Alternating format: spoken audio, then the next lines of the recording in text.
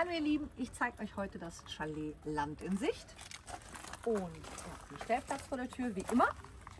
Hier gibt es einen schönen Garten mit Zaun drumherum für alle Hundemenschen, total toll.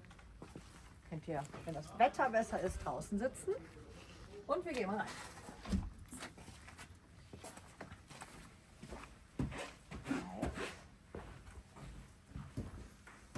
Hier hat man einmal das große Wohnzimmer mit Kamin. Fernseher, Sitzecke. Dann hat man auch küchentechnisch alles das, was man braucht. Für gesundes Essen am Abend.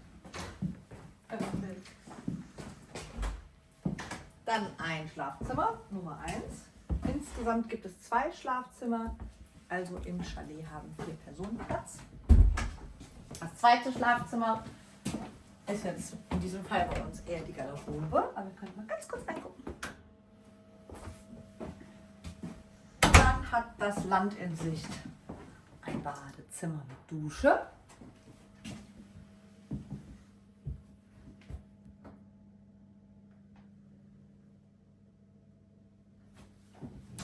Und ein Gäste-WC. Schönen Urlaub.